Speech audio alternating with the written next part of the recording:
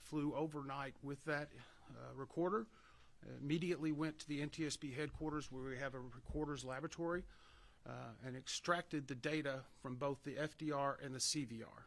We consider this a good extraction with good data points, which means that we will have even more information to help paint a comprehensive picture. So with that, I'd like to introduce Shahoon, who can give you a few specific pieces of information regarding the flight data recorder.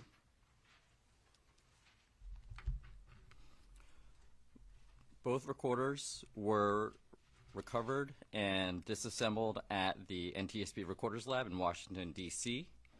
The FDR, or the flight data recorder, download was successful. It had about 63 hours of data over 24 flights, which included the accident flight. This FDR recorded about 420 parameters.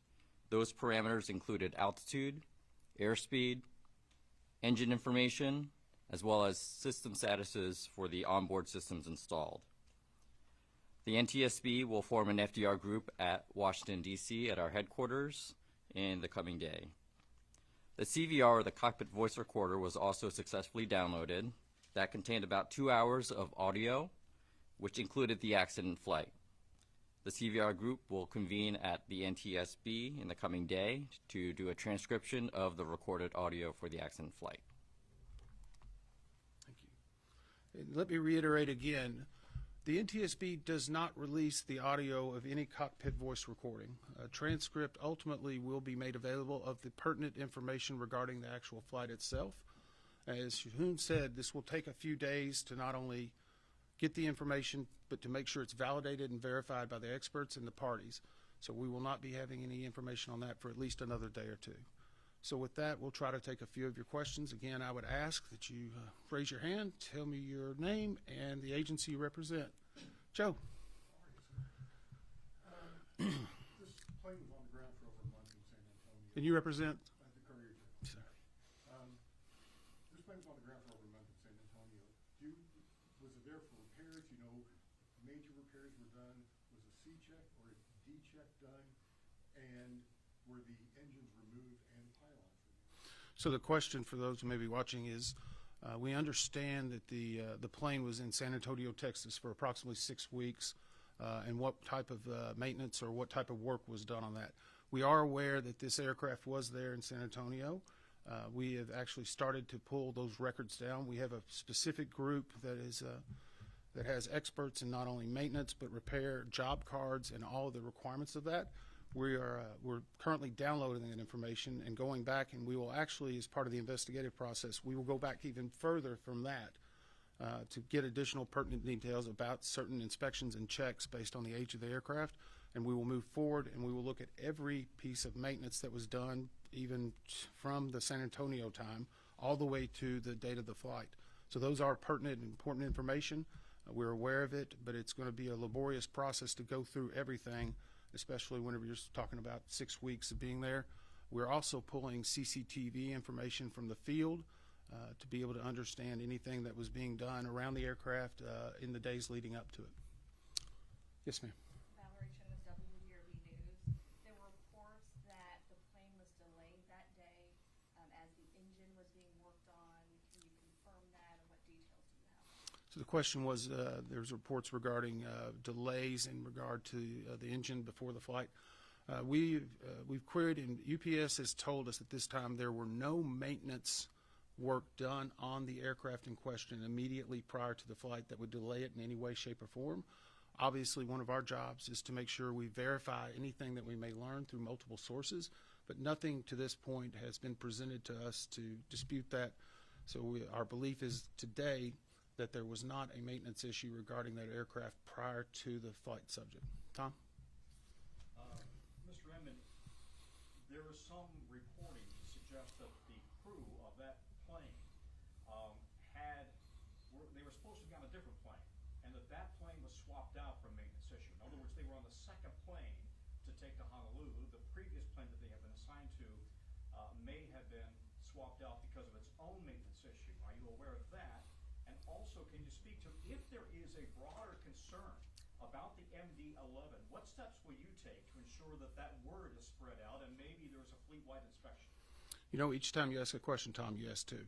But that's okay. That's okay. That's okay.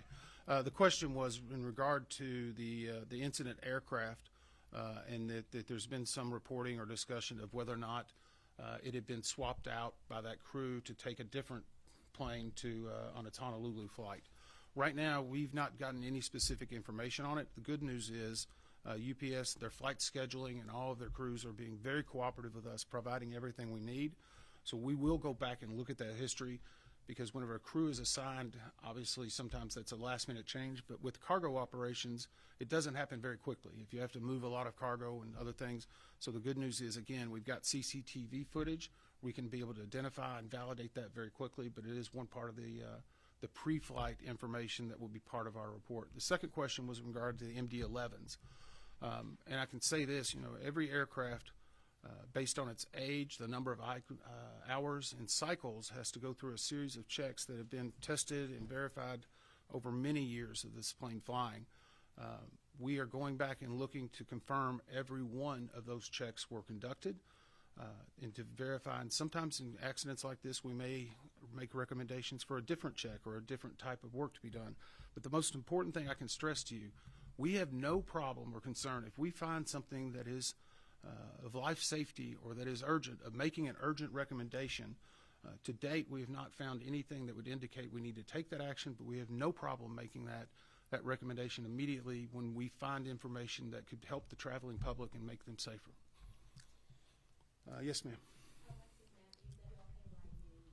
As far as your investigation and prioritizing those people who are unaccounted for right now, do you treat the plane victims and the victims on the ground the same in your investigation, or are they classified differently? So the question is in regard to the plane victims and the victims on the ground. Let me again stress, we are not involved with the coroner's operation, the medical examiner, or the emergency management association. Sometimes in the course of the way we brief families, we may conduct separate briefings just because they have a different set of questions and concerns and issues. As I said earlier today, I briefed the families of those who were on the ground. There were approximately 50, 60 people. It's a tough situation. It's hard. Their main issue is, where's my loved one? Because right now no one's been identified. After this conference, I will be briefing the families of those that were on the plane itself.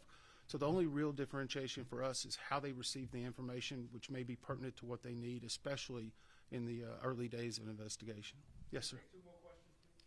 Conrad Deluche with WHAS. As part of the investigation into this, is there going to be an attempt to reconstruct the entire plane, or even just the left wing where the engine fell off? So the question was, will there be an effort to reconstruct the entire plane or just the engine? It depends on what we need to do. Right now, we're recovering still a lot of debris. I was at the incident location today and spent several hours walking, and you can very clearly see a path, if you will, from where the airport was and to where the debris field is. And you can kind of see it aerially, but whenever you're standing there, you can see burnt trees. You can see molten. While we were there, we actually, one of the other engines was very prominently positioned, but it's a large item that'll need crane work to be able to bring in. As I said earlier, the number one engine on the left side, we have already retrieved and put it into a secured location. We will do everything we need to find out what happened and to figure out how to keep it from happening again. We have no problem if we need to. We've reconstructed entire planes that were in the ocean before. The main thing is that we understand this and get answers. One more question. Tom Hanson with CBS News. First of all, Chris Van Cleve sends his regards. I just want to circle back to the history of repairs. I know that you guys are downloading that, you are sifting through that history. We've seen reports that it needed repairs on one of its fuel tanks and on a rusted part of the plane. How confident are investigators that those repairs satisfy the safety criteria for this plane to fly? So the question was regarding some reports that possible needed repairs that were done. Every aircraft operates with what in airline, such as UPS, operates with what they call a minimum equipment or minimum requirements. The parameters can change based upon what the necessity is, because sometimes you can have something that maybe a light is out and it's still safe to fly. So there's a lot of information. The good news is we have a number of MD-11 pilots and mechanics that are all certified or instructors. Last night during our organizational meeting, the parties that were named to it and the individuals all had to give their background. We have hundreds of years of experience on the MD-11 and its maintenance, so I feel very comfortable that those experts are going to be able to see if any repairs should have been done or not. And again, if it's something we learn from this investigation, we have no problem making an urgent recommendation in order to correct the future activities to ensure the traveling public is safe. Thank you very much.